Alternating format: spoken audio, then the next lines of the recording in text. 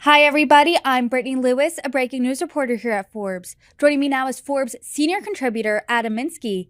Adam, thanks for coming back on. Thanks for having me, Brittany. As we know, and as you have covered so thoroughly, the Supreme Court heard oral arguments last month over President Biden's student loan forgiveness plan. Since then, a major student loan company is suing the Biden administration. What can you tell us about that?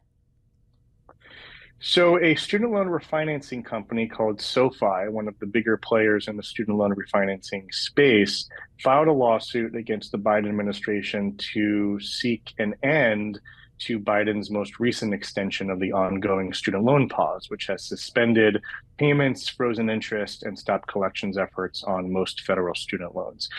They're saying that Biden's most recent extension, which goes to the end of June, or whenever the Supreme Court issues a decision on its on the administration's student loan forgiveness program, their argument is that that most recent extension is illegal. I want to talk about everyone's arguments here. Does SoFi have a solid case?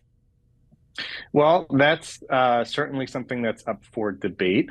There's some who believe that SoFi might have a problem demonstrating something called standing, which is a legal concept that essentially says that in order to sue in federal court, you have to demonstrate that you have a concrete injury sufficiently tied to the challenged program or policy or rule. In this case, SoFi is arguing that one primary source of injury is the fact that it has lost profits because borrowers aren't refinancing their loans as much, given that interest rates on government held federal student loans are zero and have been zero since 2020. The Biden administration may argue that that type of injury is too speculative. It's not concrete enough. There also is going to be an argument about the underlying merits.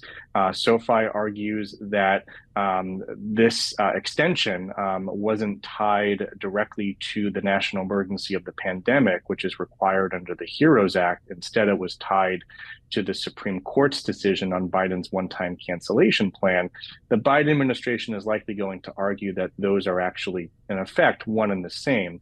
The one-time cancellation program was specifically designed, according to the administration, to address economic harm caused by the pandemic, and they wanted that relief to be implemented before payments resume. So they extended the pause in response to that relief being held up in the legal battle. How solid is the Biden administration's legal argument here? At the beginning of the pandemic, then President Trump paused the payments for the first time, and Biden has continued it. Now we're year 3, heading into year 4 of the pandemic. So what's their argument? How solid is that? It's a good question. One of the things that we heard in the Supreme Court hearing on Biden's one-time cancellation plan is that even some of the most conservative justices on the court seem to concede that the HEROES Act does confer fairly broad authority on the education department to pause payments in response to a national emergency such as a pandemic. The issue is the longer this goes on, the more tenuous the administration's justifications might become. And there was some suggestion that at some point the administration might lose that justification. I think complicating things further is the fact that the administration has indicated that they will be ending the COVID emergency in May, which may remove effectively the central justification for any further extension. Now, does that mean that this current extension is illegal? I don't know, but certainly it may remove a basis for any future extensions beyond this one. The education department now for a while has been saying that they'll give borrowers plenty of time before that these payments resume. So let's just say SoFi wins here. How long would borrowers have until they need to start paying back their loans? It's really impossible to say, and it would really come down to when a court rules and what that ruling would be. It is very possible that if a court rules quickly in SoFi's favor and ends the pause, it could cause real problems across the board because borrowers would not have that advance notice. And also, loan servicers largely are not equipped to just abruptly restart payments with no advance warning. Many servicers don't have adequate staffing to handle 40 million borrowers simultaneously returning to repayment without any advance notice. Everyone's going to be calling their servicers, asking for questions, submitting forms to request certain payment plans. It could cause real problems if that were to happen. Since this is all up in the air and student loans are really in limbo, at least on the Supreme Court front and the SoFi front, how should borrowers prepare? The best thing borrowers can do is just kind of keep an ear to the ground in terms of what's happening. Make sure that all your contact information with the Department of Education and your loan servicers are up to date. It's been 3 years since most people have had to make any payments, but a lot can happen in those 3 years. You may have moved, your phone number may have changed, your loan servicer may have changed as well. So borrowers should update their information, check in on their repayment options, because whether repayment begins sooner than expected or not, payments are probably going to resume sometime this summer. So now is a good time to get things up to speed, figure out what your options are, and have a plan in place. Adam, you also have some updates regarding the student loan forgiveness Supreme Court hearing. The first being President Biden's somewhat pessimistic comments after that hearing. What did he say? And tell us any details that you have. So President Biden, in some of his first comments after the hearing, said that while he remains confident that the program itself is legal, he does not have a lot of confidence that the Supreme Court necessarily is going to agree with him. And that assessment makes sense to some extent, because certainly when I was listening to the hearing, I heard a majority on the court express varying degrees of skepticism about whether or not the program was legal. That being said, it doesn't mean that the court is definitely going to rule against the Biden administration on this initiative. It really is, anyone's guess as to how the court will rule. Just like with the other lawsuit we discussed, there could be an issue of standing here for the parties, meaning that if the challengers are not able to demonstrate a sufficient concrete injury directly related to them and the challenged policy, then the court could rule in the administration's favor without necessarily even getting to the question about whether the program itself is legal. So that remains sort of an unanswerable question at this point. We'll have to see how the court rules. Despite President Biden showing some pause here, his administration conceded that there really isn't a backup plan should they fail in the Supreme Court hearing. So do you think there should be? A lot of consumer advocates have argued that there should be a backup plan.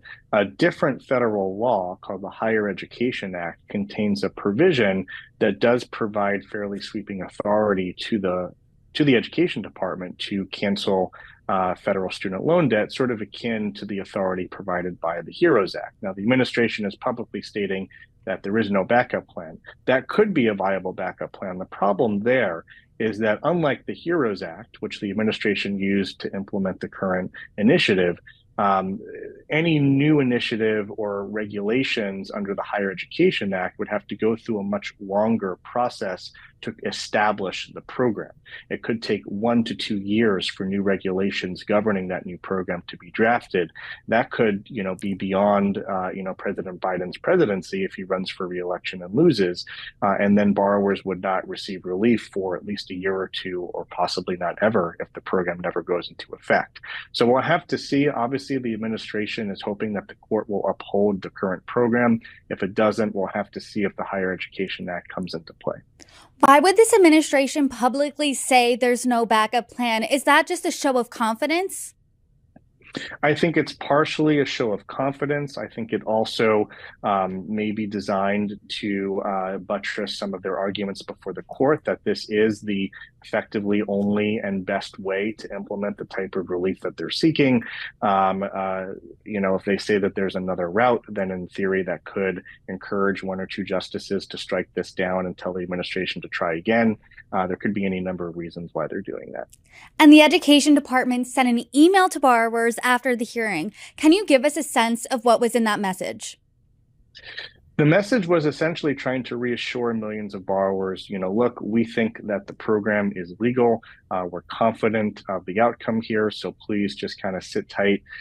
Payments will continue to be paused while this process plays out. I think the Education Department is basically trying to keep in touch with borrowers, trying to reassure them during this period of pretty significant uncertainty given everything that's happening with the payment pause, as well as the student loan forgiveness program.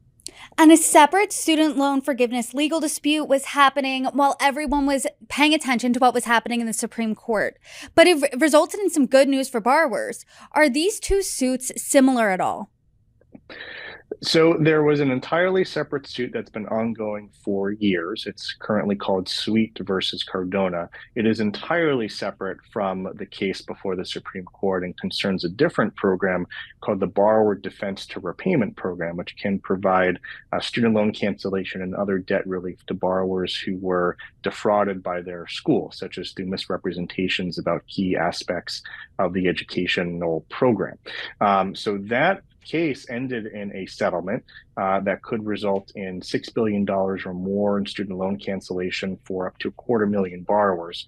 That settlement relief was then put on hold due to a legal challenge to the validity of that settlement. So while all this was playing out at the Supreme Court about Biden's one-time cancellation plan, there was a separate battle playing out in the lower federal court about the Sweet versus Cardona settlement. But a judge recently issued a decision greenlighting that settlement relief to proceed. And so now hundreds of thousands of borrowers are receiving emails notifying them that they qualify for relief. And that relief will be provided on a rolling basis over the course of a year or so. So borrowers focused on the Supreme Court shouldn't look at this as this is good news for borrowers. It could mean good news for us in the future regarding the Supreme Court case. There are just so many programs out there. I think a lot of people are understandably focused on the Supreme Court case because it is sort of the biggest and the most high-profile initiative by the Biden administration to address student loan debt. But there are so many other programs out there that are unrelated to what's going on at the Supreme Court, including the Sweet versus Cardona settlement related to borrower defense to repayment. There was a new overhaul to revised pay-as-you-earn, an income-driven plan that was recently announced by the administration that may lower payments for millions of borrowers. The Education Department is still implementing the limited PSLF waiver for public service borrowers. They're in the process of rolling out the IDR account adjustment, another initiative that can result in loan forgiveness for many. So there's a lot going on when it comes to student loan debt. And while we definitely want to know what's going to happen with the Supreme Court case, there's a lot of other programs that borrowers should be aware of as well. Adam, there certainly is a lot going on with student loan debt, and I hope you come back on and break it down as new updates come in. Adam Minsky, thank you so much. Thank you. Happy to be here.